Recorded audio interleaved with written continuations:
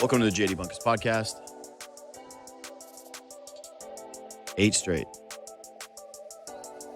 Sounds pretty good. Is pretty good. I will admit that I felt a little robbed last night, seeing the Cavs injury report.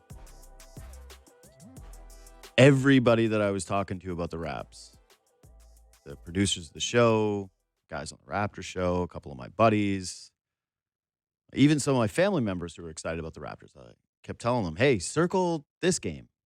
This is a cool game. Raptors have already beaten the Cavs twice, and now they've got Darius Garland back, and maybe they're going to be a little healthier, and this should be a real measuring stick game for sort of where they stand in the Eastern Conference. They're at home, and they're facing a group that finished first in the East last year and is supposed to be, and has been even banged up, one of the best teams in the Eastern Conference. Hey, let's see it. And we get a pretty hobbled Cavs team. We get them missing, like, I think 6 guys. Missing 2, like, really key dudes. A couple of other ones that are, like, real meaningful impact players for them. Cavs ended up playing a couple of guys in that game, a few serious minutes that I went, I don't know who these guys are. But either way, you can only play who's in front of you. And this is sort of the question of the day. And this is a little bit of what I've been saying about the Raptors ceiling change, is that it's not purely what the Raptors have done. It's not 100% these guys just immediately turn themselves into a juggernaut. It's that the league has gotten a lot flatter, and the ceiling of the teams in the Eastern Conference has clearly gotten a lot lower. Armen loves hoops. We were talking yesterday about the Knicks and whether that Knicks haven't been great shakes. I watched them play Orlando the other night, and both of those teams came into the season like, hey, look out. These two groups are going to be really dangerous. And you watch them go head to head, and the feeling I had was very underwhelming. I mentioned that Rockets-Nuggets game that I watched Friday night, and how that felt so exciting. And the reason why it was exciting is that there was a real gravity to the implication of these two teams. That the Western Conference had like 3 teams that really mattered. And the East, it's clear the Raptors matter. Could they go into, they've got a crazy January schedule. It's the end of December, starts in January. They start to play. It's much tougher. They get a bunch of the Western Conference teams in there. It'll probably be a much stronger test to see how this lasts, obviously, over a larger sample and against greater opponents. But like this is the league. This is the East. They're playing the Pacers again tomorrow night. Halliburton ain't coming back. They're going to go into the tank. They're going to try to secure one of those top picks, which, by the way, one thing about the Ingram conversation is that that pick is going to end up being probably pretty valuable that they gave up for him. The Eastern landscape is ugly. I don't see a team in this mix that I look at versus the Raptors and say, oh, that's just the team that is going to eviscerate the Raps. The Raps just have no shot against those guys. The ceiling has completely come down, and the Raptors have elevated. And the Raptors, like, if we want to do the thing about, hey, it's early and, hey, these other teams, they got lots of time, sure, right? A team like Orlando could get a lot better. But I think about the hype the Atlanta Hawks got coming into this season and how people have been talking about, hey, without Trae Young, they've been better, and look at Jalen Johnson. Raptors have already crushed them and also look way better than them. They were overlooked, and they were overlooked in this market as well by people like me. I didn't think it was going to work to this degree. I thought that the highest that they would finish was like maybe outside crazy shot at 4th. Most likely somewhere between 6 and 8. That's where I really saw things settling down for the Raptors. And now, even just this early, even against the lesser light opponents, I think they're going to finish higher. Incredible game for Brandon Ingram. Basically carried them. I thought that the Raptors actually came out yesterday and looked kind of meh. that it wasn't really clicking. There didn't really seem to be any cohesion on offense, and the Cavs are kind of punching them in the mouth, keeping this sort of like little 6-point lead early on. That every time the Raptors would close the gap, the Cavs would sort of shoot it right back up. And I went, man, don't lose this game. Like, this is the kind of game that you lose, and people start to zag hard the other way, and you kind of diminish what you've put together over the winning streak here. People do start to talk about, well, like that game against the Hornets was a little tight. Now they lost to the shorthanded Cavs team. I didn't want it. I want the Raptors vibe to be overwhelmingly positive because, yeah, it's a little gloomy with the other sports teams. But the thing that I kept coming to with Ingram last night is you forget how ugly the Raptors half court offense has been the last couple of years because they've been borderline unwatchable. They've been in the tank, but how much this was a pervasive issue with this team. And I'm gonna stand on this forever. I don't think that this should become Brandon Ingram's team. I don't want it to be every single night Brandon Ingram is taking that many shots and that the Raptors need that offense, that isolation offense, in order for them to win consistently. I don't think that that will game out well. I think that we've seen that play out, and it's fine. No one doubts whether Brandon Ingram can score, but whether he can be a 1A scorer on a championship winning team where all of the offense is kind of funneling through him in isolation ball, nah. But it's an 82 game season. And when it does come playoff time, you are going to need those guys that can just create a bucket for you on their own. And you're going to have quarters, you're going to have games, whatever it is, where it's got to go through somebody. And I love Barnes' step this year. This has been pointed out, but the numbers are basically the same, but the eye test is vastly different. And I'm going to talk to Michael Grange about this in a minute, how even watching him in the post game yesterday, the way that he's speaking, the way that he's interacting with officials, the way that he comports himself on the floor, the way that he's dug in defensively, the way that he's rebounding, I see a different Scotty Barnes. I see a more mature Scotty Barnes, which some of you will be like, yeah, man, it makes sense. He was young and he's getting a little bit older. He's now a few years into his career. Of course, he's starting to figure it out. I had my doubts as to whether or not that was actually going to be able to be the case. But having a guy like Ingram, what was overlooked is how crucial it is to be able to have a bucket getter of that caliber. And especially, again, in a watered down Eastern Conference. So incredible game for him. He opens so much up for other people. And you're going to just have nights like that where you're going to need 30 plus from him in order to beat some of these good teams. Michael Grange is a senior reporter and columnist, does everything for Sportsnet, is wearing the same company's hat as I am. He joins me now. What's up, buddy? How are we? I'm good, JD. How are you? I'm well because I'm getting to watch good Crazy we're wearing the basketball in same this hat. That city was for the first time in a few seasons. Like you have to be like the most refreshed by this, right? Because I get to pivot to other sports. The Raptors last year are a complete non-story for me, and people are trying to drag me into AJ Lawson conversations, and I'm like, no thanks. I'm like, nice story. I'm okay with that, but I prefer it when it's this way, when it's a team full of interesting players who I think a lot of them are kind of showing what their ceilings are in a watered down East. So I just want to start with this. What's the bigger takeaway for you? No tests or no good teams?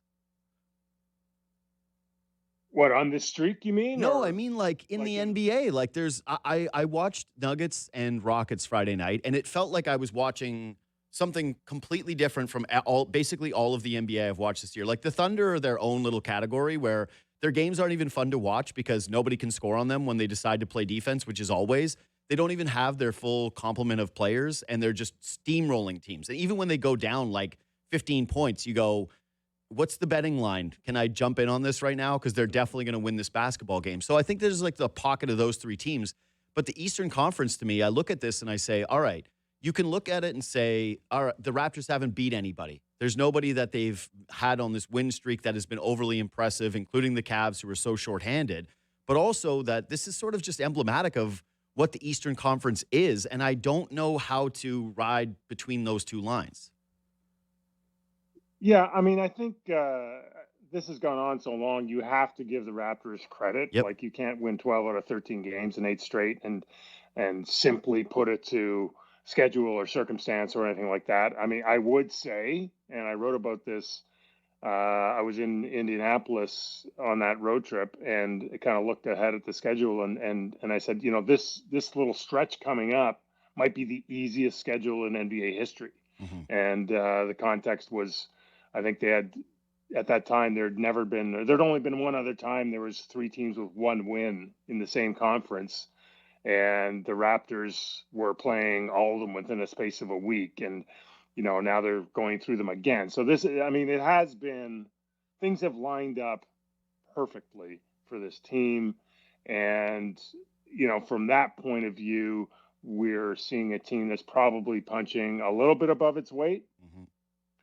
But to your point, I don't think that that's automatically going to change all that much. And I think we're seeing the Eastern Conference be a little better than Hmm. people gave it credit for. I think you look at 1 through 8 in this conference, and I'm including the Raptors in that 9, maybe if you include Philly or Milwaukee. Sorry, and I'm not 100% convinced that maybe outside of Detroit we've seen a ton of definition emerge yet. There's Hmm. still, I think that's still happening.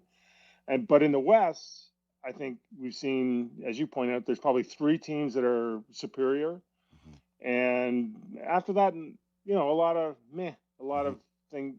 I don't think they're top to bottom as dominant as we expected. But um, for us, where the Raptors fit in all of that, I don't think that they're a team that's in that top 5, top 6 in the league. I'm still a little leery to pronounce them top 2 or 3 in the East, even though the standings say that. I think we've got to see more. But I think going into this, as you pointed out, if and I would say I was pretty optimistic about where this team could be. My optimism kind of topped out at 5th place, Hmm. and I think now it's fair to say, hey, listen, uh, um, anything is possible from here on in. So keep the hammer down, and let's see how fun this can get. Yeah, I think that's the point I'm making is of course there's an easiness to the schedule and it has to be thrown in there. Like you mentioned something like the 3 1-win teams, and it should be noted. I just don't look at the NBA schedule. Like the Raptors have a tougher January, right? That one looks like a much more difficult pocket. But outside of that, you just look at the league night in, night out, and there aren't a lot of teams that you look at and say, well, they're going to get so right and they'll definitely be better than the Raptors. Or that there isn't a feeling to me of that the 12-game win streak, or sorry, 8-game winning streak is going to suddenly turn into, hey, this team actually finished in a play-in game. That there is a real validity to what is happening with this group. And I do want to start with what has been, I guess, has there been something that has surprised you? Because you said you were optimistic about it. The schedule has been light. There was definitely reason to believe that they were going to rip off a ton of wins and that they were going to be a storyline in the NBA based on looking ahead to that schedule. But has one thing in particular stood out to you as like, whoa, I actually didn't think that this was going to happen? Well, I'd say 2 things, and bigger picture. I was kind of looking at preseason. You kind of do those make work projects before camp Mhm. opens. What do and I actually stole this directly from your man, Steve James Myrtle.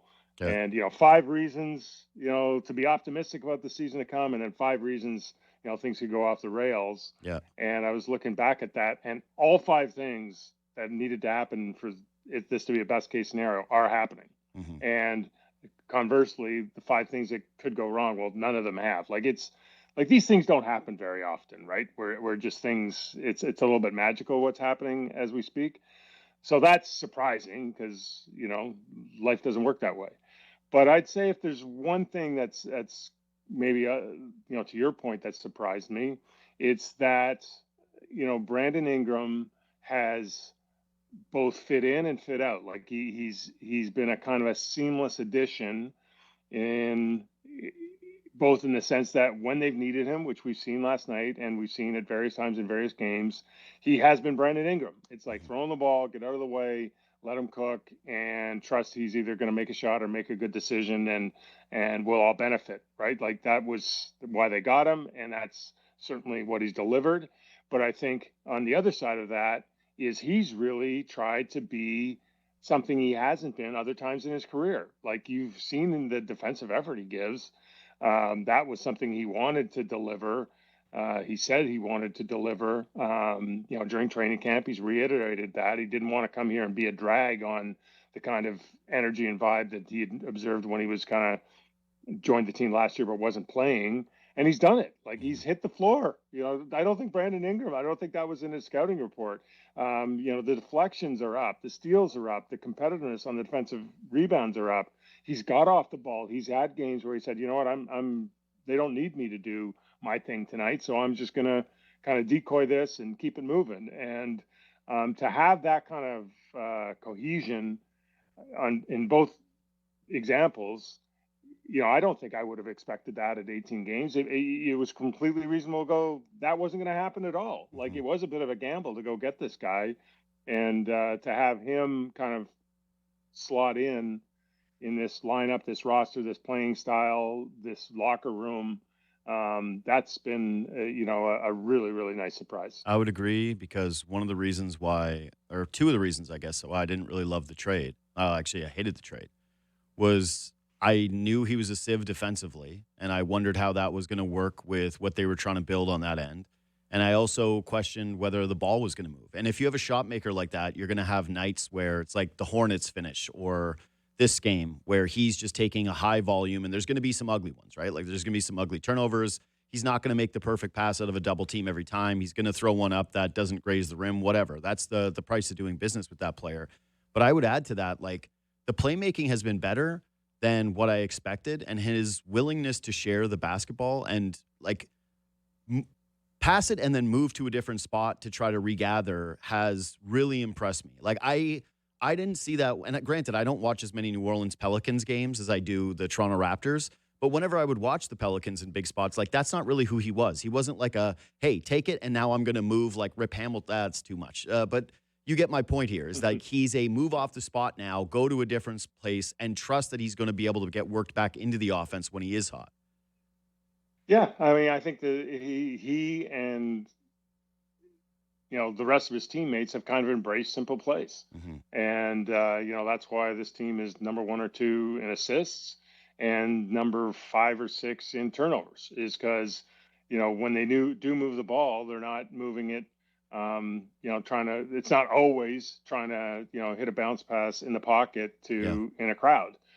Obviously those plays happen, but it's like, just make the next pass, keep the defense moving, keep them a half step off, and then eventually, the next pass will end up being, a pretty good look at either layup or whatever. So I think that he's kind of embraced that. A lot of guys, even these ISO type players, when their assist totals get up, it's almost like they're hogging assists. You know Mm-hmm. what I mean? Yeah. It's like, I'm going to make a play one way or the other, and Brandon Ingram hasn't forced himself to make plays. He's just played basketball, and a lot of credit to him. And I would say, like as an aside, just being around him, he's an exceptionally good dude. Like Mm-hmm. he really is. Like he's just, you can talk to him. There is no, I'm a dude. I'm Brandon Ingram. Okay, I'll find a minute for you. His teammates love him. Like in that sense, I think he's been a really good fit. Like, and that's why I think it's worked better. Like I didn't know that about him. I presume the Raptors did. That's why they had some good intelligence when they made this deal, Mm-hmm. and it's worked out. Well, yeah, that's one of my favorite things about basketball is that it's like you're not hiding behind a mask like on a football field. You're wearing essentially nothing, and body language is the easiest thing to read in that sport. And yeah, things are going well, right? Like they've won 8 straight games, and there's not a punch in the mouth moment for this team so far. But the way that these guys interact with one another, it does seem as though they genuinely do get along, and that even there was a post game the other night that I'm watching quickly. It was, I think, against the Hornets, where he's mentioning how much faith he has in his teammates and how good his teammates are around him. And it's kind of like not to the extent of the Oklahoma City thing where they're bringing everybody into the interview, but they're kind of walking by each other and they're chatting with one another. And it seems beyond cordial. It seems, yeah, like they truly get along. And that's why this quote stuck out from Darko yesterday, where he mentioned they're ahead on chemistry. And that I would really agree with. I thought that given the way that a lot of these guys played, that there was going to be more herky-jerkiness to the way that it seemed to fit together. Like, I'm not surprised Brandon Ingram can get a bucket. I'm not surprised Emmanuel quickly can get hot. I'm not surprised Scotty Barnes can just like physically dominate, get to his spots, and fill a stat sheet full of assists, rebounds, and points. I am surprised at the cohesion of it and the way that they get along. And as somebody who's been with this team, through training camp and has been around it a lot, when did you start to notice signs of this, like the off-court stuff bleeding into the on-court stuff? Well, I think there was a culture that took root last year, Mhm. and we all saw it. And Jamal Shed mentioned this. I was asking various players about this November. I mean, they've lost one game in a month, Mhm. and are you enjoying it? Are you soaking it in? And his answer was, look, we aren't getting too carried away with it because when last year when we were getting killed, we didn't get too carried away with that. And they kind of, so I think what happened, especially in the second half of last year, when the team was handed over to the young guys, and the young guys ran with it, and they established this up tempo defense. They established this kind of, those guys, they didn't know any better but to enjoy what they were doing, because this was their moment to kind of be an NBA player. But they did it in an environment where they were supported by their vets, and it was kind of a low pressure, low stakes situation that in some ways offered a bit of proof of concept. And then they built on that, and you saw it at summer league, certainly the way they played, and not only the way the youngsters were playing, but the way the vets were there supporting them. They've now 2 years in a row, they've kind of done this team retreat in Spain. I'm sure JD we'll be on a team retreat eventually in Spain Mhm. one day. Yeah. But but that's they go all out there. And then I did a story on Brandon Ingram at the start of the season where he invited a group of the young guys to come to Malibu with him. Sorry, is it Malibu? It's one of those beautiful Florida places where he lives. Sorry, California places where he Mhm. lives. To so he could get more live reps as he was getting back up to game speed, and he put them all up, in a luxury resort. He had a chef cook dinner for them. Like, it was a really nice environment, and it was a very generous thing for him to do. So that helps, right? Mhm. And so it just keeps building, and then if there was a little test so far this year is when they lost four in a row, right? I mean, that we wouldn't have been having this conversation like when that was going on early in October, but they got through that, and we've seen the results since. I'd say I think it's worth shouting out RJ Barrett maybe in this Mhm. too. Definitely. Not maybe as an overall culture setter for the group. I'm not sure that's the role he plays with this team, but by example, he's said, okay, what do I need to do as a basketball player to make this work both for the team and for me? And he's done it. And I think he's earned a lot of respect from his teammates for it. And that, to me, is an example. If you go through each of your starters, let's say, Mhm. I think each of them we could sit here and say has sacrificed a little bit. Mhm. There's probably is a little more they would feel comfortable doing, but they're not doing it because it allows other people to thrive. And I think RJ's probably maybe sacrificed the most. I mean, he's had to, because it's the way he's going to excel and thrive in this system, in this franchise. But it's allowed other people to do the same, and allowed other people room to do their thing. And so and then when you win it, just everything confirms, right? Yeah. It's like we're going to keep doing it because it's obviously working. Yeah. I actually, to stick with the RJ thing just for an extra second, I like that you brought him up because it's a bit easier for a guy like Brandon Ingram to buy in because he got a contract. Like, he got a contract, he's with the Raptors. There was also a league-wide conversation about what this guy was going to be and whether or not he could be on a winning team. And players are motivated by those kinds of conversations. And the fact that Brandon Ingram sat out there in the trade market for 2 seasons and nobody wanted to go get him. Like, even the Golden State Warriors, who have been desperate to do things like Jimmy Butler, went, yeah, we're not even taking calls on this guy. Like, we're good. We're totally fine. Quickly, same thing. Gets a contract. He's paid. Scotty Barnes got paid like a superstar, like got the max deal. Jakob Pertl got paid. they've done a job of making sure guys are essentially taken care of, even if it's been at contracts that the rest of the league has raised an eyebrow at. RJ's the one guy that's been the odd man out in that, and he's the local kid.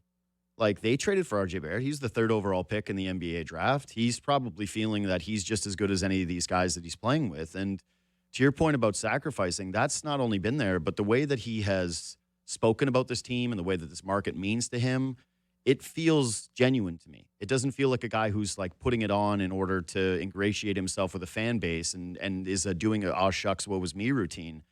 I do think that if you're a player and you see somebody of that caliber who is making those sacrifices and who isn't paid long term and has been overlooked for that contract, who has been involved in multiple trade rumors, including for Brandon Ingram, for him to be bought in and showing up with the lunch pail every day and just doing his job, that has to matter.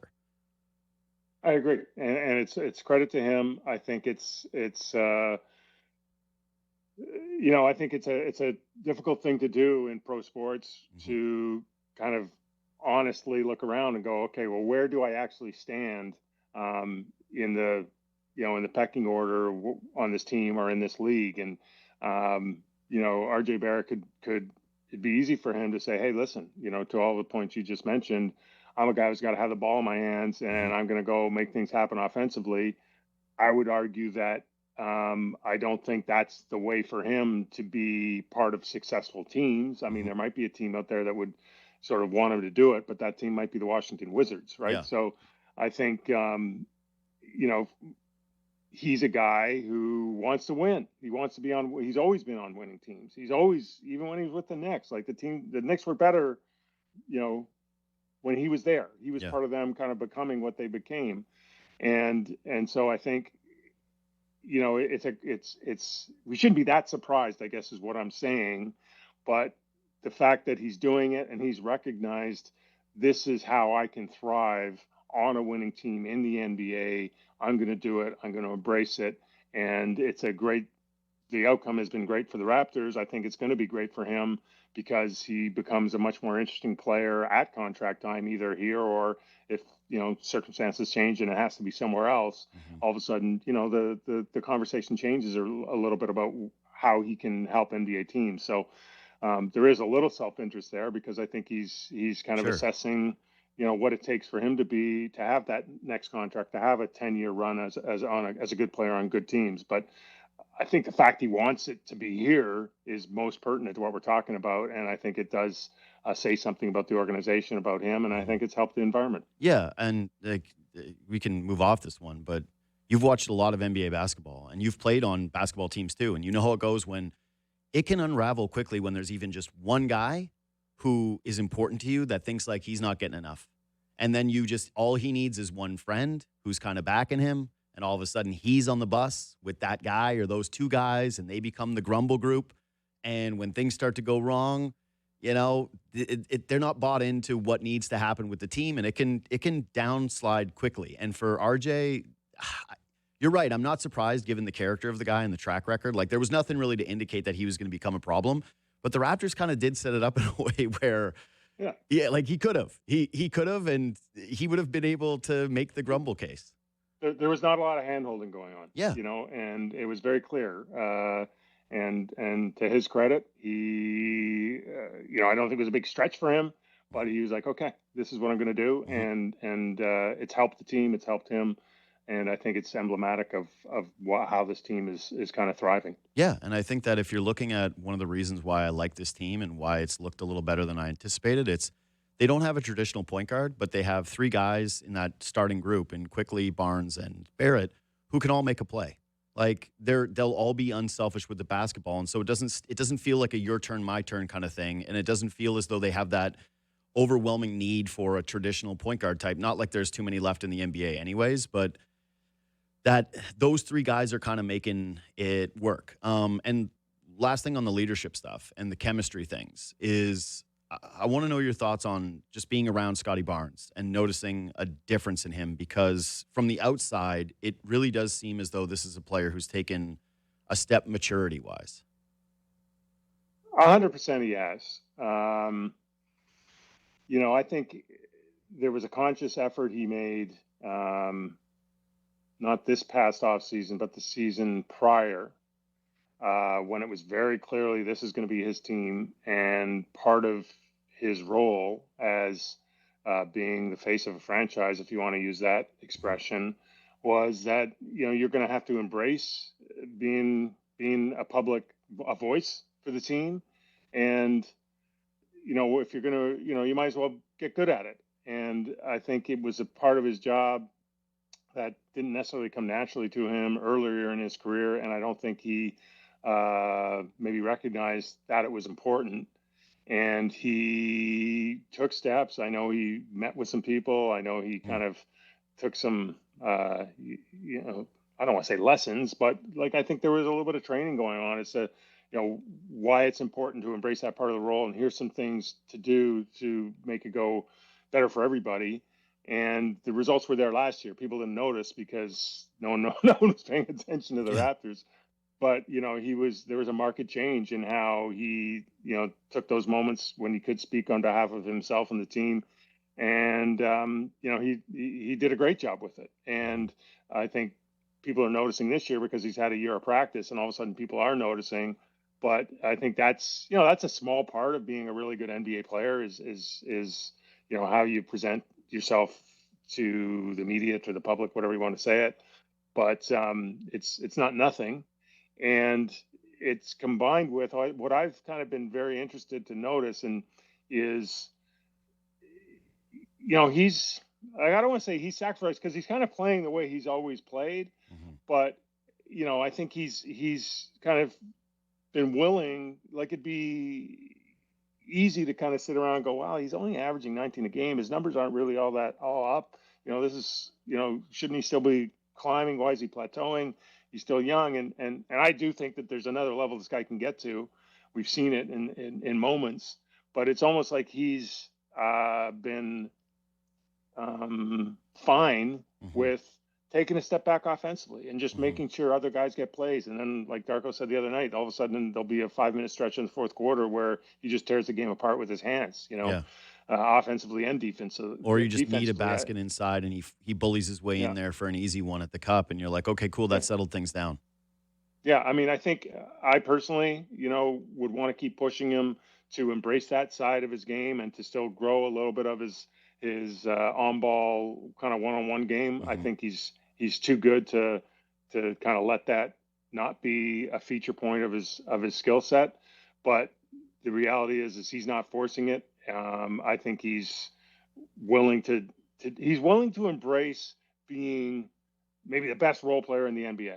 And it's kind of crazy to say that about your franchise player, but he's willing just to kind of do it with his physicality, to grab and go, to sort of cover a million miles on defense, block shots, make steals, and then once in a while chip in offensively. And that's a pretty rare thing. He's the anti-Paolo Banchero, let's say, right? Yes. Like where he's willing to do whatever it takes to win, and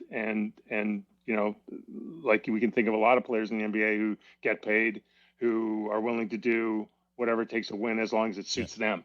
And that's not Scotty Barnes. Dude, okay, that's a perfect example to use, is Paolo. Because when you watch Magic games and it's him and Wagner and they're both healthy, even if Wagner is like playing well, Paolo will just have these stretches where all of a sudden he'll kill it and go like, no.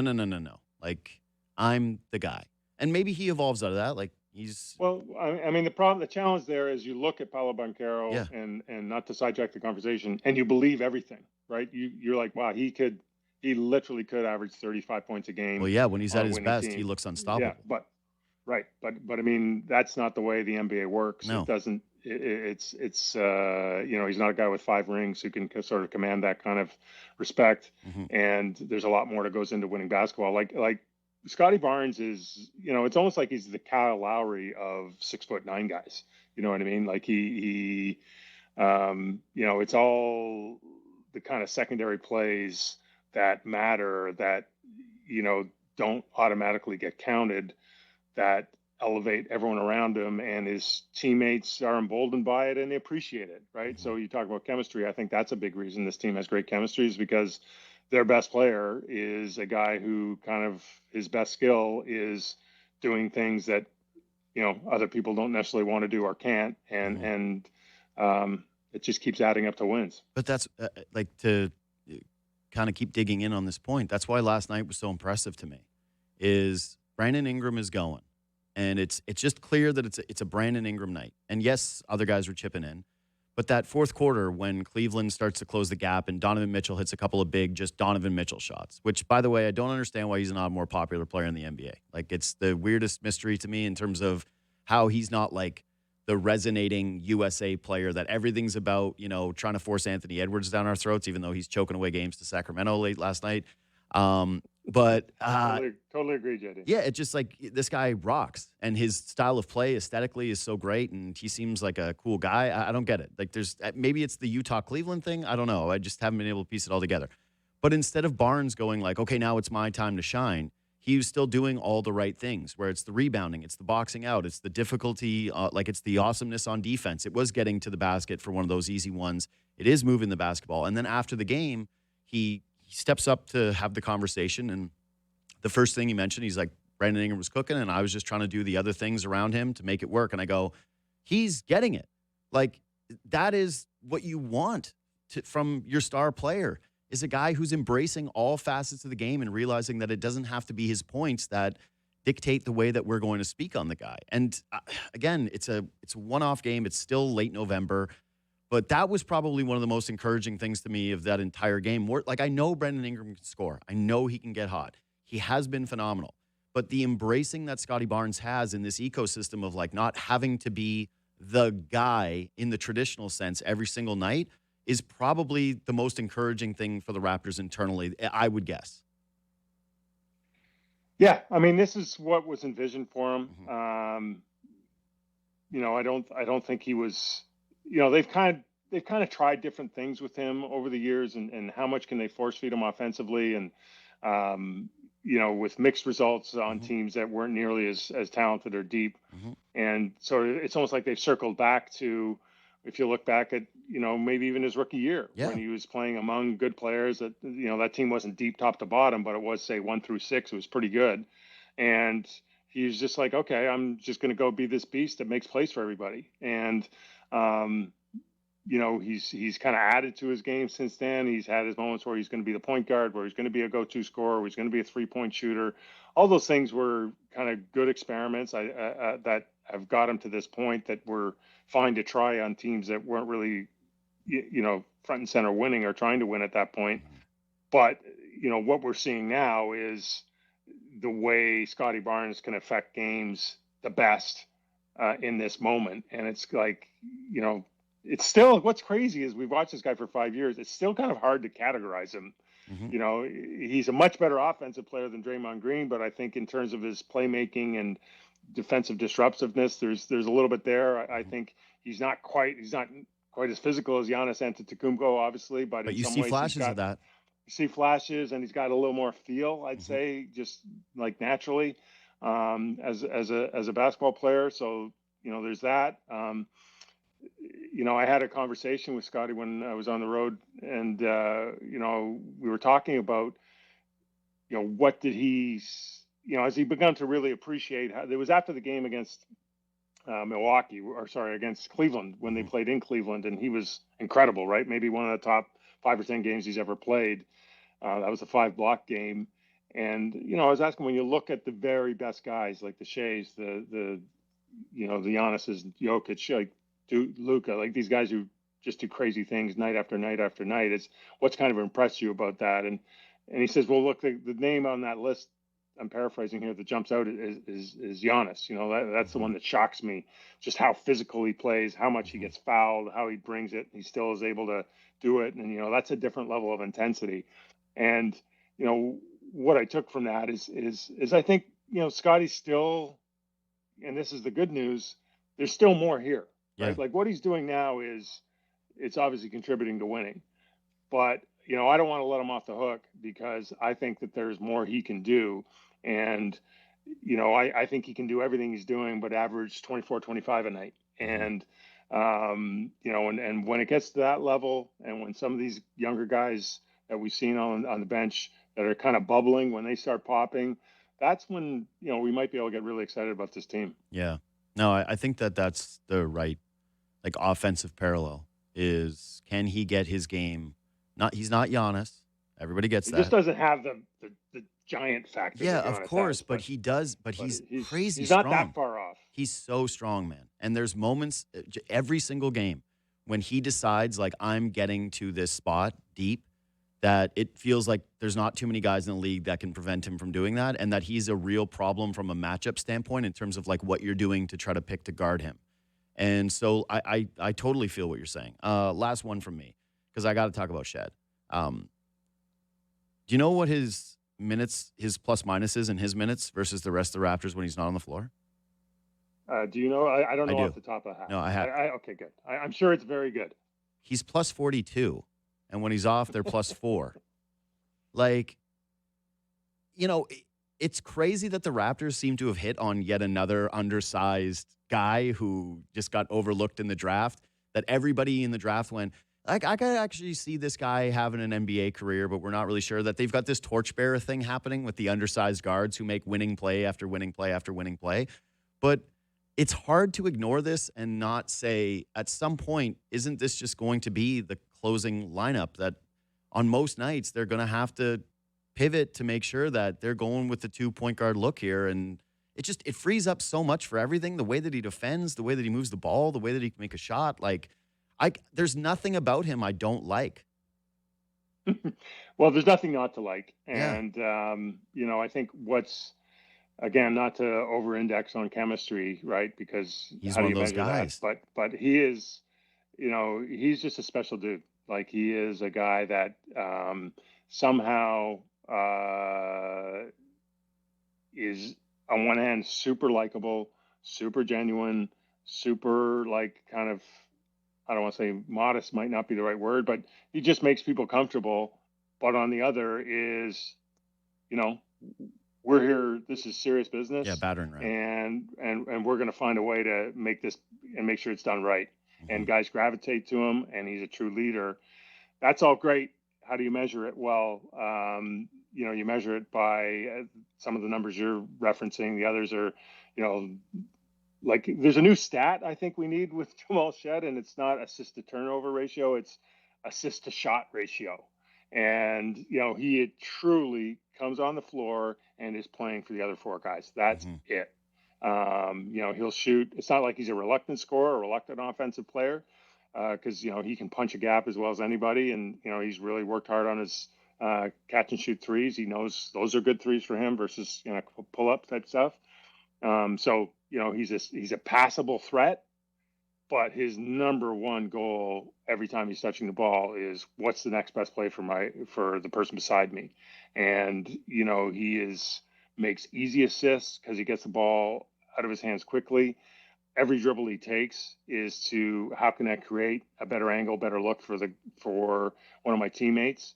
He makes a point of making sure that in those bench lineups, Brandon Ingram is getting. That's when he can go and do his ISO thing, and that stuff. And then there's the defense, right, where he just goes and makes life miserable for the best player or the best ball handler on the other team. So, you put that all in a package, and you kind of layer on the likability and the leadership and the kind of bring, the way he's able to bring people together so naturally. It's an incredible recipe, and I think it's a big reason for the Raptors' success. It's like he's a really good player, but I think it's a combination of all these qualities that kind of are more than the sum of those individual skills he brings to the table. Yeah, the way that I'm looking at the Raptors right now is we've talked about the starters and how all these guys are sort of notching where they were expected to be or greater, right? But the bench was a question, and between Shed and Mamu, those two guys, you really do feel like you got 7. I'm sure Colin Murray Boyles at some point in his career is going to be a really consistent impact player. There's a lot to like there, but night in, night out, whatever. I think Grady Dick has taken a huge step back that it's sort of been lost Step in. back. Okay. Oh, yeah. No, I hate watching Grady Dick right now. I don't feel overly confident when he's wide open, and watching his defense, it's like, okay, I'm done with this whole idea that he was going to be able to even be passable on that end. It's just not there. But Maybe. I disagree on it, but that's Yeah. fine. I'm not enjoying the experience night in, night out. And like Ochai comes in yesterday and it's like the flashes of good Ochai. And I'm like, okay, maybe at some point they're going to need to pick between those two guys. But like the bench is deeper than I thought it was going to be. Like that's probably one of the most like I didn't see that at all comings versus the other guys where you could have at least scheduled it out and Shed's a huge part of it. But yeah, anyway. Wait, this has to be a quick answer before Okay. you go. One game. You got to win one game. And they're both in their prime, Chris Paul or Steve Nash.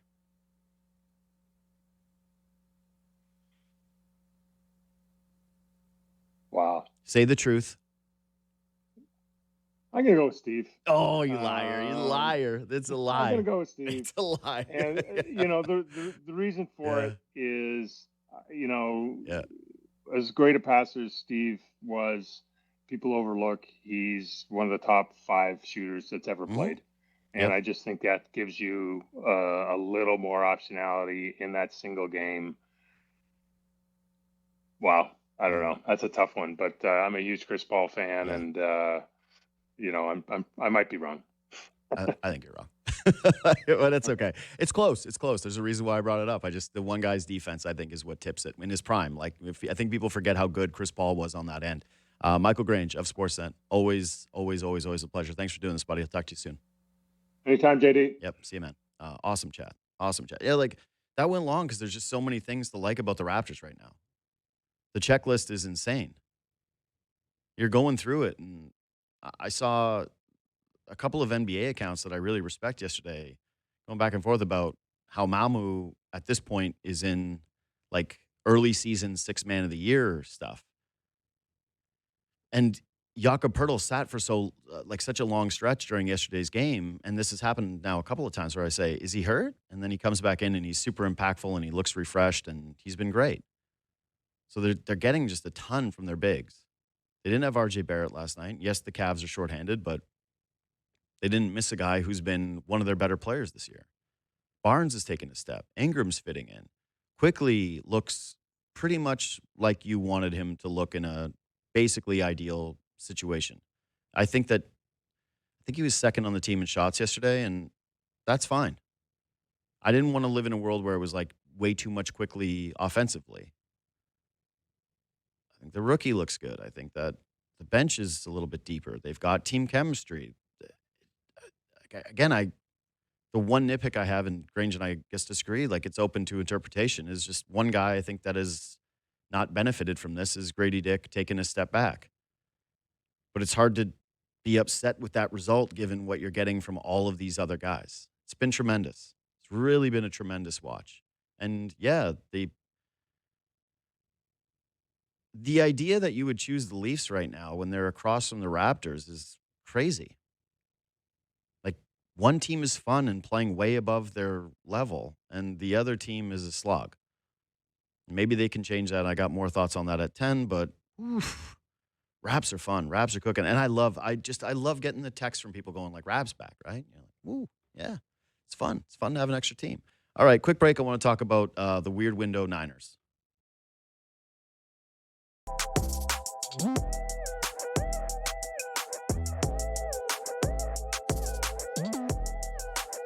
Huge drop off going from that Raptors game to another terrible standalone football game.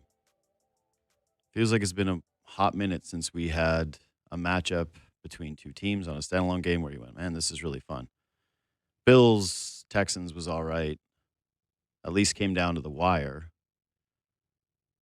I guess I'm probably looking at that one more through the lens of wanting the Bills to be good because this market cares about them a lot more than the Texans and their defensive prowess. So Carolina has taken a bit of a step forward. They're a scrappier team than they've been in the last couple of years. I love the guy who sings that song.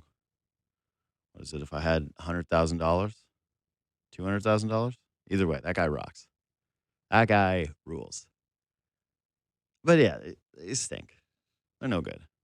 They're like clearly in the bottom 10 teams in the NFL, and Niners survived throwing 3 interceptions against them to get a win yesterday. And like, again, the game itself was pretty putrid. Good on the Niners for sort of finding their level late in the game, and Brock Purdy looking kind of normal, and Christian McCaffrey doing his thing, Kittle doing his thing. They're just a weird team in terms of where they fit in the NFL. And I get it. If you're a Niners fan, you're listening to this, you go, you're a Seahawks fan, you're just going to crap all over them. They've been one of the best teams in the NFL for the last, what, 7 years, 6 years? And they're clearly still a you don't want to face them in the playoffs type of team, unless you're the Rams because you run through everybody and it feels like McVay owns Shanahan. Because they've got just enough. They can come up with some great play calling. Their defense has been pretty lacking, but they've got a lot of injuries. So maybe next year those guys will go healthier. To me, they're closer to the Bucks tier, which is the gap outside of even the second bubble of NFL contenders this season. Yet they've got 8 wins, and yet it doesn't feel like there's really any buzz around them. So this year feels like a deep stretch if they're going to actually be in a Super Bowl. But then moving forward, I don't know what exactly they're doing. Like Christian McCaffrey is going to be turning 30 years old, and he's got a ton of miles on the tires, and everyone's kind of shocked that he's been this healthy with this workload this year. Kittle's another year older. The receivers, it doesn't really, like, yeah, Pearsall's hurt, and he did get shot.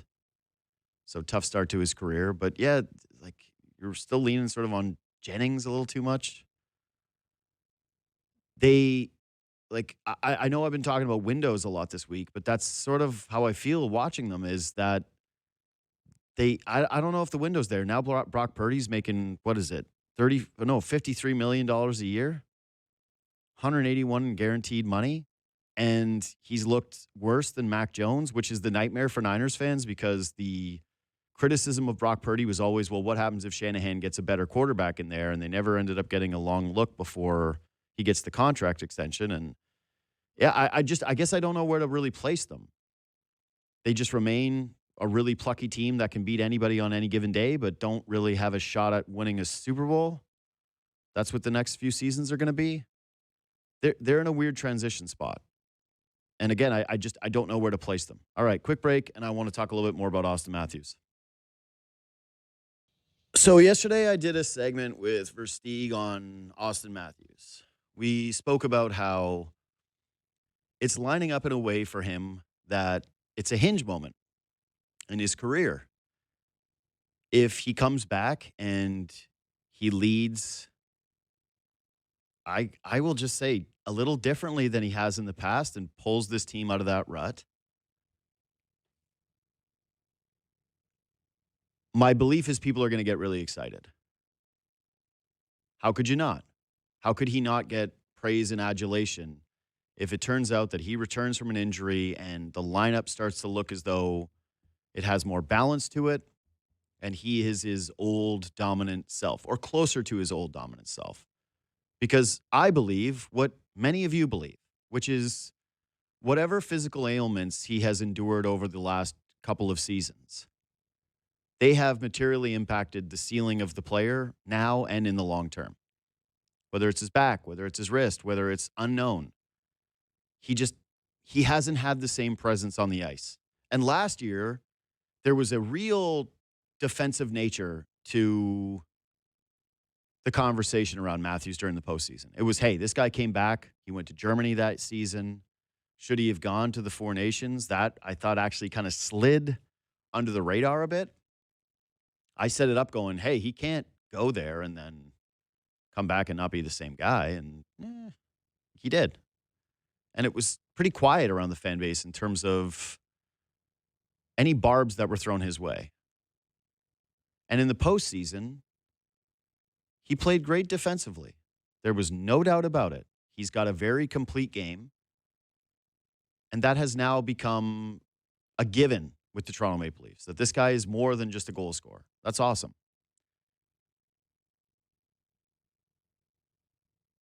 Now there doesn't seem to be any pushback from the other side. Granted, this is anecdotal evidence. This is just me in the circles of friends that I have, or reading some YouTube comments when we do Leafs talk, or soliciting opinions from people through the DMs, which I try to read many of, right? sometimes you guys write them way too long, and it's too much. Like I can't be going through paragraphs at a time on your dissertation on Auston Matthews. But I saw the comments yesterday on the video about Matthews, and again, the way that the headline was put out was as though it was just a almost a little pom pom-ish. Like, hey, it's set up for him to show the world who he is. And some of the replies were like, hey, he's already had that opportunity. That was what this was at the beginning of the season. That's what it was throughout the course of his career. That's been the playoff narrative. And I think a little bit of how great he was throughout his career is being lost in recency bias. Like we saw an injured Matthews last year, and everyone took a beat, gave him the benefit of the doubt. And then coming into this year, it was, okay, you're healthy. That's all gone. There's no more excuses for you. They're all removed. And what is largely a pretty small sample for Matthews has had everybody determining essentially that he's a lost cause as the captain, that he's not who he used to be, and that there's no hope that he'll be the one that drags them out of this mess. I'm not that pessimistic. Again, I don't know if he's ever going to be the same guy physically. Me and every other person in the Leafs ecosystem has tried to figure out what exactly ails him. And even though the word has been his back was messed up last year, it doesn't feel like, hey, that was just a quick solve and he's fine. And the whole he's back and he's healthy and he's re-engaged thing, it didn't materialize into a dominant start to the season. This one is different, though. And I'm going to double down on this. It's a hinge moment in his career in the way that he is perceived by this fan base. And to a lesser degree, just amongst his peers in the league. Matthews is not just a defensive player. He's not as good as Barkov. I don't think anybody thinks that he has the hockey IQ of Barkov. He doesn't have the pedigree of Barkov. He doesn't have the winning track record of Barkov. If he did, people would measure his production differently. Again, this is a guy who has 9 goals in 17 games. That's pretty decent. Again, 7 of them are against a goalie. He's got 2 empty netters, but find me the great scorer that doesn't have the empty net goals. And again, there's a value to a guy who's on the ice when the team is winning and defending that lead. But when I was reading through the comments yesterday, and I actually genuinely try not to do that too often. Like I said, I like reading DMs people send me because usually they're a little bit more thoughtful. Even if it's a chirp, I go like, all right, I'll give you one. But staying out of the social media discourse is usually more important for me because I don't want to dilute my own opinions and have them be dragged into what I think is like an internet monoculture where we all start talking about the exact same thing and there's like a flattening of personalities across the board. But this one I was curious about because every comment was, he can't do it. He won't do it. He's already proven he can't do it. Matthews isn't the guy. Never should have taken the captaincy away. It's crazy that Leaf fans and Leaf commentators are still deluding themselves into believing that this guy can do it. And I can't remember a time where the narrative flipped so quickly on a player in this market. Matthews was universally popular, and now it seems as though his approval rating is through the floor. It's like he had a political scandal. I don't want to say he's despised. I don't think it's that strong, but he's certainly not well liked right here. He's gonna break Matt Sundin's goal record this season, and it's going to be very curious how that is met in terms of conversation around him. Does he limp into that? Does he get it before Christmas? Does he get it with some empty net goals and people don't really care about it as much? Or the other side of it is he has an opportunity to dominate, be his old self, hit the goals record as the Leafs are pulling themselves out of the bottom of the Eastern Conference and met with an insane amount of praise and a lot of people biting their tongues and having to eat their own words because they took such a hard stance on what this guy is and what this guy can be. Again, I actually think that I've been more critical of Matthews than a lot of other people for quite some time. I didn't love that he went to 4 Nations. I didn't like the way that he looked in the postseason. I wasn't trying to just throw flowers at his feet for the defensive play. They needed goal scoring, and they need it from him. And they need it from him now. But now, I hate doing Marner talk every single day. I don't want to keep doing this. Because again, If you believe the Leafs would be so much better right now if they had Mitch Marner instead of one of these other three guys, I don't know what to tell you. And also in this whole Marner conversation, it's like the guy didn't want to be here. He left. He was offered money. The Leafs tried to have conversations with him. They didn't go to him with a Rantanen trade out of the blue. They had tried to negotiate with him. And I have it on good accounts that the threat level that he was enduring here in Toronto was nonsense. So I don't want to make everything about him, but to me, it feels a little bit like the removal of Marner as the whipping boy, compounded with the start that the Leafs have had, has caused Auston Matthews to absorb more of the blame pie than he probably should. And not that he shouldn't down the line. Like, again, there's going to be conversations about it. That's what happens when you wear the C. That's what happens when you're one of the highest paid players in the sports history.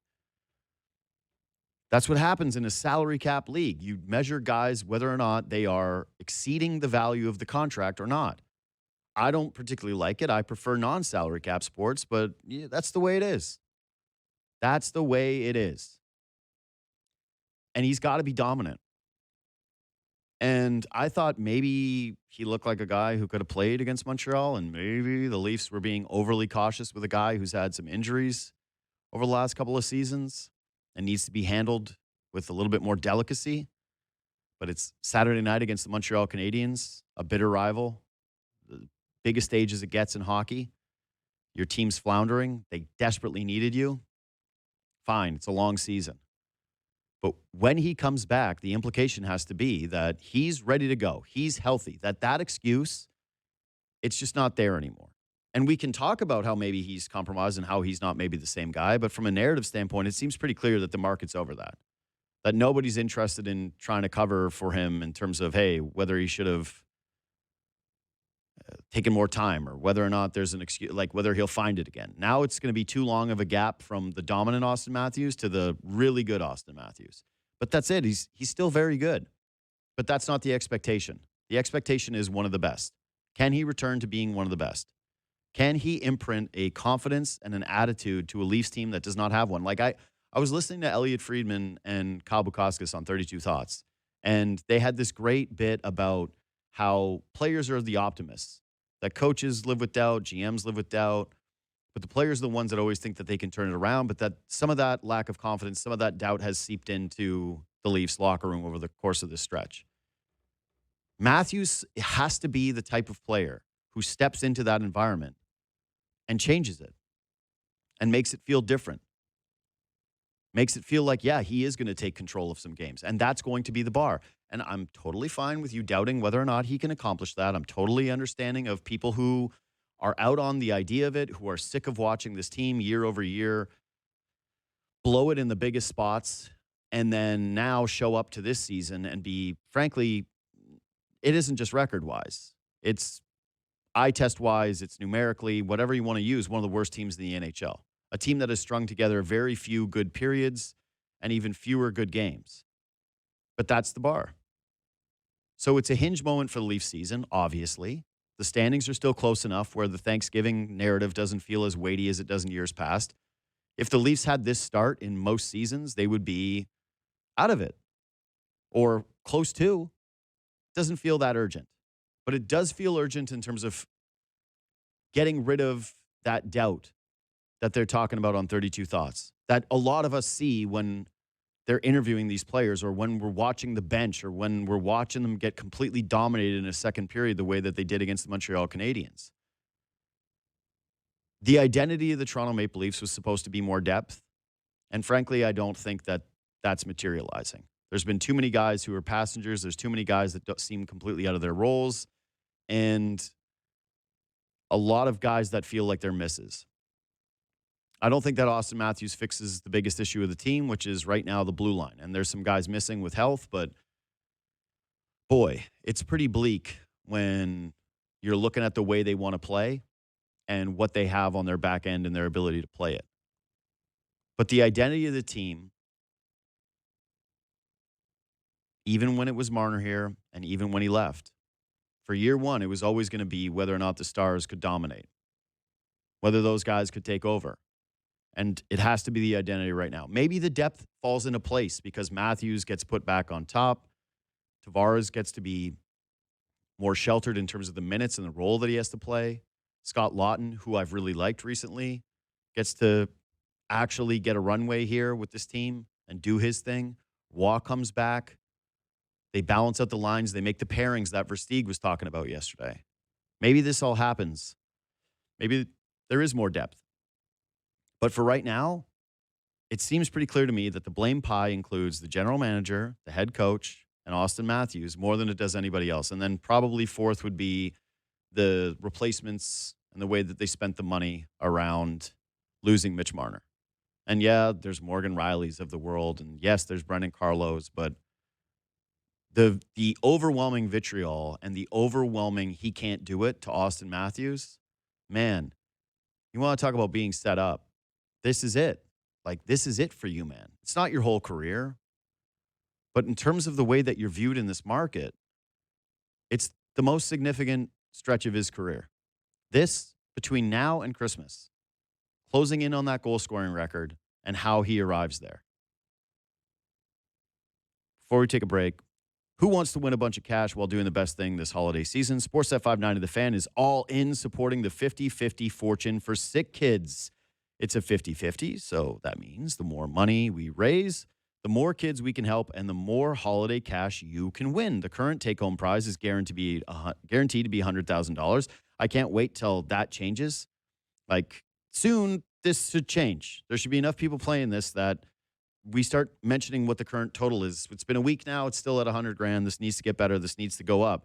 You can buy your tickets at 5050fortune.ca or text the word money to 590 and we'll send the link right to your phone. 18 plus only.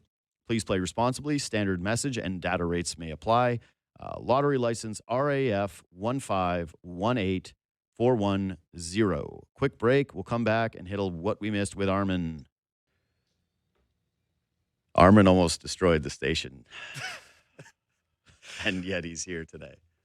You showed your face in the office. Good for you. Minor mistake. Yeah, minor mistake. Only messed with every show's plans. Yeah. We have a, like every organization, we've got like shared Google documents that help shows know what they're lining up and who's doing who, so there is an overlap. And what did you do? So I tried to go back and restore a version from Friday to look at, who had a name on the board or whatever, just Petty to see what's stuff, going yeah. on. And then I restored the version because it said, like, that's the version I want to look at. I did the same thing I do every time. But this time, it, like, reversed our Google sheet to what the Friday version was. Yeah. And so a lot of names got erased. Every show, here's what you need to know. Every show that is on the station hates us now, and it's Armen's fault.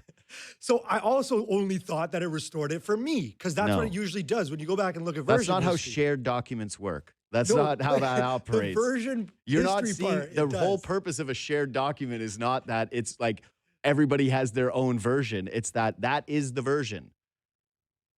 I don't really have a defense here. No, you I don't. haven't done it before. Oh, I that's apologize to yeah. my fellow producers. No, I'll that's take the good. L. That's good. I was ready to go in the boss's office this That's morning. what they said at Chernobyl. They were like, we never did this before. Hey, you can't be that bad. We never did this before. This is the first time that we've ever done this. So, yeah, way to go by you. All right, what did we miss? Quick follow-up on your Jamal Shed point at the end there with Grange. Mm-hmm. You just said, like, it'll be tough not to have him in the closing lineups anymore. Mm-hmm. With RJ out, I think that's pretty clear. Like, he's got the pecking order above Grady Dick and above Jacoby Walter. Mm-hmm. But when RJ gets back, how is Shed going to close? Because I'm thinking of the lineups, there's not really any way. Listen, man, this is one of the beauties of winning. Winning creates cultures where guys are more willing to sacrifice. And that's kind of the conversation that we were having with Brandon Ingram, is if you put Brandon Ingram on a bad team surrounded by guys who can't do anything, we've seen it. He's going to go into full Chuck mode and not be engaged on the defensive end, not be interested in trying to make plays for others, not do give and goes where he's moving to a different spot to try to recollect and get a better look and play with patience. He's going to play with disinterest. We've seen that. A guy like Scotty Barnes with the maturity. Grange says that he saw it last year. I believe him. And Grange is pretty astute when it comes to that kind of stuff. But it also helps you become a leader and buy in when the things are working. And it still remains to me to be a real curiosity point with the Raps is like everything is going to be positive when you've won 8 straight games. There are going to, the more meaningful test will be how they respond to adversity, not how they respond to when everything is humming. RJ has already been the guy who has sacrificed a ton, whether it's been he hasn't gotten a long-term contract, he's been involved in trade rumors, he's been the one that's had to sacrifice a large portion of his offensive role in order to fit others in. And my belief, and I believed this when they got him, by the way, like, you know, nobody ever quote tweets the Good hits. Yeah, it's always the misses. But I said, RJ Barrett's a culture guy. Like, he is shows up and works hard like a dog, wants to win every single night. Do I think it has to be RJ off the floor every single game? I don't. First of all, there's going to be a variety of different things that pop up, right? Whether it's going to be injuries or a guy having a cold night or somebody sitting for load management. The Raptors haven't done a lot of that this season. They've done it a bit with Pirtle, but that's it. So some of these things end up kind of correcting themselves. You're not going to sit like RJ was amazing in the third quarter of that Hornets game the other night. They needed him. He was obviously going to close. But there will come some nights where they just look at the matchup, and if the culture is correct, the Raptors will be able to say, like, you're going to sit here for a bit. You're not going to be on the floor for this stretch. Pretty much the only guarantees, I would say, are 2 guys, and that's Ingram and Barnes in terms of closing every single game. Like, I don't think it's outside the realm of possibility that there's a game where Quickly sits. Or even, man, look at some of these stretches, for example, with Pirtle. I was joking about it a little off the top, how Mamu has played so much in heavy, important minutes that it has caused me to wonder whether or not Jakob Pirtle was healthy. But that's just the coach electing to go with a guy that's giving them a different look, a little bit more floor spacing, a little bit more touch around the basket, a little bit more energy, a little bit more tempo. That's what he's bringing to them. And if they feel as though they need that, like if the Raptors are trailing, if they're down, 7 with 2 to play, do I think it's outside the realm of possibility that Mamu will close a game for them? Like, no, I don't. I think that's on the table. And it goes the same way with Shed, which is, all right, you need some stops, and they've got a ball-dominant guard who he can get in the face of, who he needs to be fighting over, like, switches and, like, maybe he's getting in there. So I don't look at it and say, I guess the way that I framed it to Grange is probably a little misleading in terms of how I feel about it. I'm not saying Jamal Shed needs to close every single basketball game. I'm not. I think that there's going to be some nights where he shouldn't be doing that. But to me, he has opened up a conversation with his play that if it continues to be this way and the Raptors are just winning his minutes nonstop and he is digging in defensively and he's creating for other people and the offense just looks smoother when he's on the floor, it looks as though it has a little bit more connectivity, then I think the coach will pull levers and say, this guy's closing tonight. And it is the ultimate sacrifice to tell someone to sit out in clutch time. Yeah, absolutely it is, man. But like I said, I don't think it's going to get to a point ever where if the team is fully healthy, that Jamal Shed is just a lock to be on the floor to close every single game. That it'll just be more situational, but that they have that at their disposal. And it's nice that he looks so comfortable in those minutes. He's a winning player, man.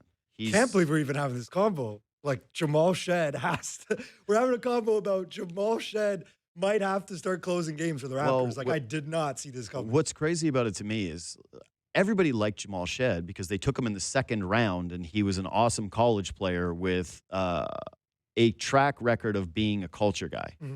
Buys into Coach Sampson, buys into what Houston's trying to do. He's the guy that's picking up trash after basketball games. Like, optically, he's an easy sell to people. For sure. And then this market, though, in particular, They are the team that had Kyle Lowry. They are the team that had Fred VanVleet. And Kyle Lowry's a little different, even though when he came here, it was way more of a reclamation project than I think some people remember. Like, he didn't even come in here to be necessarily the starter over Jose Calderon. Yeah. He had worn out his welcome with a couple of teams. He had fallouts with coaches. He was certainly not viewed as a culture guy. So, like, putting him in the same category as Fred and Shed in terms of, like, what their pedigree was and what the, again, optics were in terms of culture buy-in guy, they weren't the same thing. But I thought there was a little bit of forced, the Raptors got another undersized guy late that nobody believes in that's going to fit in with the culture and do something. I went, all right, we're used to having this guy, so you think that he's automatically going to become what the other two were. And obviously, he's miles and miles and miles. He's galaxies away from where Kyle Lowry was in his peak. Like, there's not even to invoke the two of their names together is purely based on size and effort. But the fact that they've got now another guy who comes in and plays that bulldog distributor, winning style of basketball, culture setter, it's crazy. Like, some organizations are known for being able to draft certain positions extremely well, right? Like, and granted, let's say the Spurs had a lot of lottery luck, but you think of centers and you think of the Spurs, or you think of, and the Lakers get their guys in free agencies, but you think about them. Football, for years, up until like just recently, actually, the Steelers were incredible at just drafting wide receivers wherever and turning them into superstars. Yeah. So it felt stupid and even like, actually, it still applies to now because Pickens is just not doing it there. They let him go too early, but they draft wide receivers unbelievably well in Pittsburgh. They find a way where that formula has worked for them year over year over year over year with these overlooked receivers that turn out to be stars. And the Raptors, for whatever reason, under this management group, because you can tie all of these players to Masai, have been able to identify awesome culture-setting, win-first point guards that other organizations didn't view as important as the Raptors did. So I like Shed. I don't think he's closing every single game. He's clearly going to be easily one of the fan favorites in this market. I think that there's something to whenever you see him interacting with a teammate, it's always smiles and handshakes and like real camaraderie that he seems to have with a lot of these dudes. I think they respect him. They don't view him as a younger guy in the league. Part of that is probably playing as much college ball as he did. Also a case, by the way, for guys sticking it out in one place and playing a lot of their college ball under one coach and learning how to win and learning how to play actual basketball rather than just be thrown into the fire when you're 19 years old or you've gone from the G League and you jump for 1 year at Virginia Tech and try to go to the league. Anyway, yeah, Shed's awesome. And he also doesn't kiss up Bunk. Like, what I mean by that is sometimes guys are liked in the locker room, but they're never going to, like, challenge you in any way. I heard Mamu the other day. He's like, I love Shed because he just keeps it real, tells me how to be better, like, all those things. So, I saw a play with him the other night where it was the same thing, where he was talking about a reset, where he's like, I was to Mamu. Yeah. It was yesterday. It's like Mamu's bringing the ball up. He's forcing the ball up the floor, and Shed was telling him, like, this isn't the way that I want this thing done. I want you to give me the ball, and don't worry, I'll get it back to you. And the Raptors, I think, scored on that possession. So, yeah, no, he's got balls. Shed called Ingram the slim sleeper. Yeah, I've heard that one before. You like that better than Notorious B.I.3? I can't stand Notorious B.I.3. Really? Because I've noticed a lot of popularity with that. Yeah, just like outside the market too. B.I.3, yeah, like no. Okay, so obviously there's guys like R.J. Barrett who you call R.J.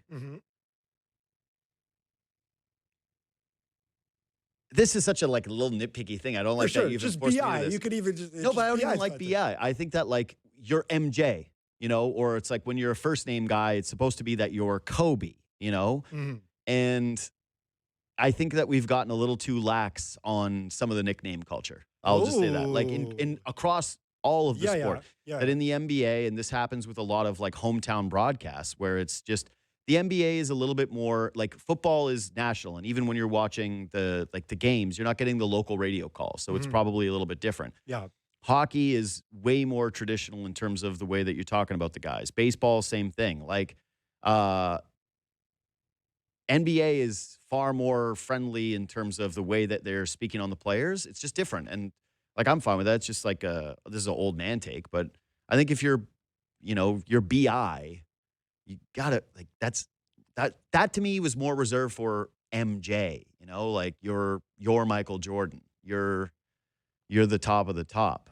I see where you're going. You're saying we're giving out nicknames. You can't just give a nickname to anyone.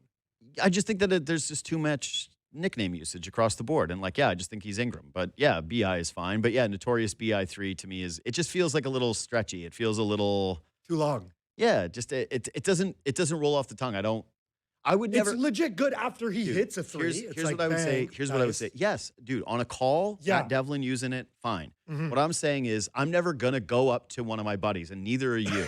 No, and you're not gonna be like, "Did you see the Notorious BI3 last night?" For sure, no. Like that's never happening, and so that's why it's like there's tiers to the nickname game. Anyways, what's next? Let's get off okay. Done with the Raps. Let's get into some baseball. Yeah. Former Blue Jays bench coach Don Mattingly was on the mayor's office. And Sean Casey's show. And he spoke and got pretty honest about the infamous IKF play, the Varsho at bat, and, the eventual slide, and he was out. I think we have the clip if we could play Don Mattingly on the IKF play. Was there anything in particular that stood out for you that you really thought about and said, you know what, we could have done this differently? The one play, the IKF play, and I think it's played properly because you got the bases loaded, you got one out. The infield's totally drawn in, so you're not in a contact situation there, right? You got to at least freeze on a line drive. And if you really look at that video, Kirky's in the perfect spot. He's about a foot off the base, like IKF, because of our show. He does pull the ball. So I'd say the one thing that we kind of missed, and I'd say myself, Snide, is that Varsho does not line up the third base. Right. He does not hit the line drives on that side of the field, really. And so you can get a little bit more. But if it was a right-handed hitter, IKF's probably right where he should be. That's probably the one play that you feel like, if we really looked at that over again, had a little split second more time and said, hey, we can be off further at third because Varsho's not lining out the third. If he lines out the first, we can get back, right? We got a little more time. So that's the one thing I think that you change, but not IKF's fault. It's probably all of our faults. Okay, so what's the question off this other than just torture me and make me think about something? Well, that's what I was going to I was like, does a part of you feel a little more like, because there was a bunch of debate about this after, obviously, Game 7, former Jays weighing in, not saying what Don Mattingly said. And so I was going to kind of ask if it made you feel worse or did it give you a bit of just like, all right, we can kind of move over it or no? No. I don't care who speaks on this play until the rest of time. I don't want Don Mattingly, I feel horrible for him. He almost won a World Series. And I'm sure him expressing that feeling is horrible because he has to think that he had a part in it. They could have said. Yeah, I will say this. What this makes me think about is it is more on the coaching staff than people discussed in the moment. Everyone got mad at IKF, and you saw takes from certain former players where they're like, that's what you're supposed to do in that situation. IKF is supposed to be close to bag. He's not supposed to get picked off. And I think that most of those players saying that were feeling empathetic to IKF and trying to defend him from what was awful, awful, awful social media blowback, which, again, nobody deserves. Nobody, I'll never understand the impulse of people to try to jump on somebody through social media. And that extends across the board with anything. I've never understood why there are people that want to, bring up people's old tweets or go to their Instagram when they're in a low moment and hammer them for something or express their opinion in such a vile way. It's a very weird part of humanity that I can't get behind. I've been frustrated as hell with some things, man. I'm a sports bettor. You don't think there's been times where I've lost money because somebody had a stupid play? And I've never once had the urge to be like, I should tweet at this player and, I should even tweet at all. It makes no sense to me. None whatsoever. So I understand players trying to deflect for other guys, but I've seen enough that I respect go, even IKF, given that instruction, was making a mistake. He's not as far off the bag as Max Muncy, and you got to have at least the same gap as the third baseman. And as we saw with that play, it mattered. That one extra foot mattered, because if he's even in the proper position that the coaching staff wants him to be in, like, that's on him. IKF has to be better in that spot. He's still the primary guy to blame. What I would say is, where we don't talk about the coaching enough is exactly what Mattingly's talking about, which is, I can't remember who brought this up, but it was and I'm sure many people did, but I remember seeing one tweet in particular, and it was from an analytics account talking about the percentage of balls Varsho hits to that area, which is what the danger play is. And he just never did it throughout the entirety of the season. And so for you as a group, like in that situation, that's that desperate, that's sort of where I view it as a choke. Like, you're supposed to maintain your mental fortitude, your mental clarity in a moment like that. And I do think that the coaching staff had a couple of chokes. I think that the Brandon Little moment was a choke. I think that this was a choke. You've got to be thinking about what the percentages are of you getting picked off. And they were too conservative in that spot by telling him to basically hang on to the bag.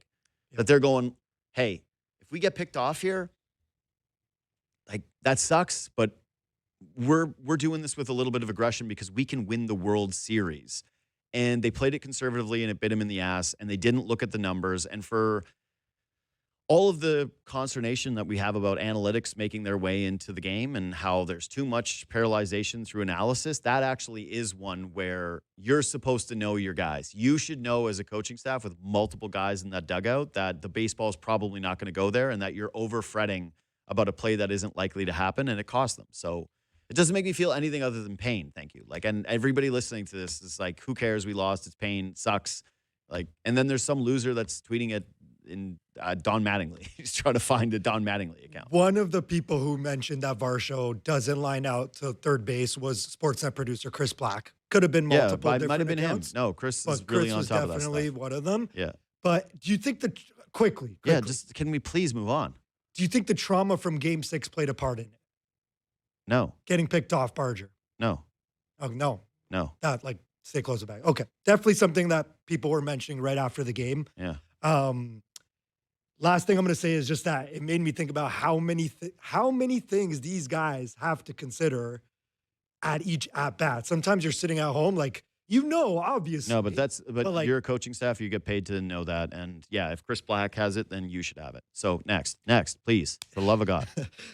Japanese free agent Tatsuya Imai, who's ranked as the top 10 free agent on The Athletic, was on a Japanese Hodo station, it's called. And he had some comments about, what he might be looking towards, what his preferences might be in free agency. He had these comments to make. Of course, I'd enjoy playing alongside Ohtani, Yamamoto, and Sasaki, but winning against a team like that and becoming a world champion would be the most valuable thing in my life. If anything, I'd rather take them down. He went on to say, if there were another Japanese player on the same team, I could just ask them about anything, right? But that's actually not what I'm looking for.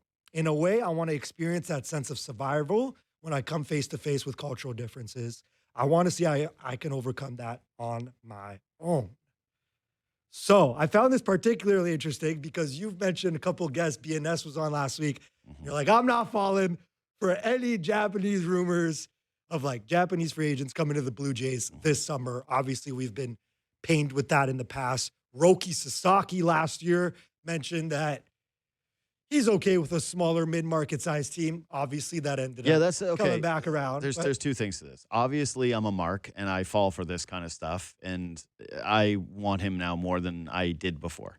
Like, I saw this quote, and I felt the same way that I think that you should if you're just an irrational sports fan and looks at this through like the hope lens, which I do, which I just do. And I read that quote. I saw the same thing, like, I want to beat them. And I'm like, go get this guy. Go get this guy to beat them. And after sitting with it and sleeping on it, I go, I'll believe it when I see it. Like, this guy, him saying that is great. And if he does it, that's even better. And what I would say, though, in terms of why I'm not getting tricked by rumors about Japanese superstars coming to Toronto, has to do more with the idea of where we live and the travel. Like a friend of mine just went to Japan, and and granted, he's flying different than Imai is, Mhm. but it was 20 hours one day. And even when you're doing it shorter, it's a grind, man. It's a Yeah. grind to get over there. And while he might not want Japanese teammates or care if he has Japanese teammates, he's going to want his people around him. Like he's going to want to have a support network like anybody does. Like, and that's not just like a Japanese thing. That's like, I watched a clip of Michael Vick the other day talking about how when he got paid in the NFL and he went to Atlanta, he brought a ton of his boys with him. Like he was basically supporting a squad of 30. Having an entourage is like a very real thing. And if you're a Japanese player, you want to be able to have a community. So people are coming with you. And when you're weighing those decisions, I think it's far more difficult to sell the idea of going and living in Toronto than it is even saying, like, we're going to go live in New York. So, yeah, I don't think it's going to happen. I think the Jays will be competitive in those markets. I believe that they were competitive for Sasaki. I would love it if he ends up coming here. It would be super fascinating. It would be really encouraging, but I can't get the flight stuff out of my head. I can't get the thought that if you're going from a West Coast team to an East Coast team or an Eastern market, and especially one that's in Canada, and now you're involving customs again, it's just a huge move, man. It's just you got to factor in a little bit of the human element with this stuff and say this guy is knocking off, again, 5 hours of travel time during what is already a hugely difficult piece of travel for a guy who's moving to North America for the first time. So, yeah, do I want him more? Do I love a quote like that? Do I buy in with players who have that competitive dog in them? Absolutely. Will I root for this guy if he ends up on San Francisco, or Seattle or whatever? Yeah, I'm going to. But yeah, I'm not overly optimistic about the Blue Jays signing these guys that are at the very top of the pile that are going to be able to have their pick of the litter. And maybe they sell them properly, but it's still tougher for me to wrap my mind around just with the travel, the cultural difference, and customs and everything. Yeah, the cultural differences part might be the best bet in terms of tying him to the Jays, just like wanting to face it on his own and all of that and overcome it on his own. What's next? Yankees owner Hal Steinbrenner addressed the media yesterday. He got into the salary cap, team payroll, and touched on the Jays a bit. He was asked about all these things, obviously. Yeah. He said he ideally wants a lower payroll, and it's not fair to assume the Yankees turned a profit in 2025. Start with that quote a bit, Bunk. Are you kind of buying that, or is that just him kind of trying to manage expectations from his fan base? This is one of the most infuriating things about baseball right now is like these guys are making record profits. Everybody's turning a profit. We're able to actually, like him talking about like the assumption that this is happening. It's not an assumption. We're able to figure this stuff out. And baseball has never, this is the biggest lie that is perpetrated by owners across all sports is like when they cry poor, the league asks them, like the Players Association say, well, open up your books. Show us all these extraordinary losses because they want long-term health of the game as well. And then what do the owners do? They don't open up the books. Zero dark 30. Yeah, because they know that what they're selling you a sob story. And this gets to, I think it's really hard for billionaires to actually have a feel for what is happening on the ground. That the circle that they surround themselves with, they're spending huge buckets of money. And of course, when they're grumbling about the prices and the expenses, of course they want money to come down. They want to get richer. It's pretty clear with what we're seeing globally, if you want to expand this, with the upward transfer of wealth, that there's no limit to how rich guys want to be. And Hal Steinbrenner is included in this conversation. So I hate this stuff. This is, to me, the easiest way to rile up a fan base. This is the easiest way to piss people off. And listen, you know me. I hate Yankees fans. I hate the New York Yankees. I don't want them to ever win. They're the number one team I want the Blue Jays to beat. Maybe not. Maybe number two now behind the Dodgers. But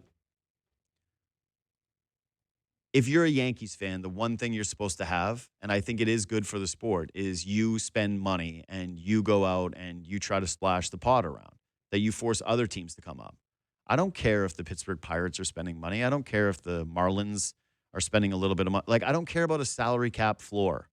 I don't care. I want the league to have ownership groups that get pressure put on them. And when they're in title contending windows, they share some of the wealth with the public. This is, to me, a civic endeavor that you are a part of.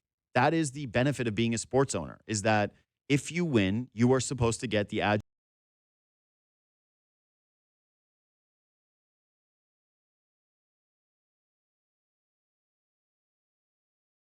you go, oh, that's the name of the guy that owns Steve Toyota. Ballmer. Like, yeah. But you Yeah. know these guys because they are a part of something that is Right. important to the local population. Mhm. And so for you not to want to share the wealth with them through winning and through spending, to me, is like counterintuitive with why you would ever get involved with a project like this. And so for it to be the Yankees owner of all people that's grumbling and crying about it's not fair to assume we turn a profit, like, shut up, man. This is the dead last thing people want to hear. Like, I don't want to go too deep with this, but those of us who are living on the ground in the real world, you know, we're having conversations about groceries and how the price of homes. And baseball is supposed to be an escape. And when you start to go into the baseball world and you've got billionaire owners talking about how they're not turning a profit when they've got, 32 different homes and they own the New York Yankees, it's the easiest response ever. It's like, if you're not turning a profit, sell the team.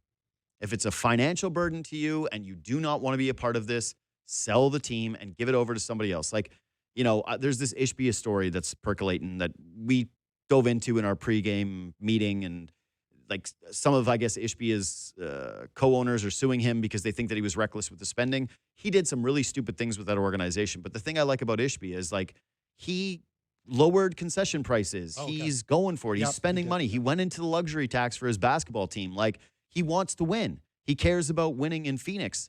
And yeah, I'd rather have a Dumbo owner that cares about winning and is willing to spend money than some guy who's trying to pinch pennies and get a salary cap involved and is crying to the media about no turning a profit. Like, shut up. Absolutely shut up. We'll see you tomorrow. Zach Harper and Chris Pronger.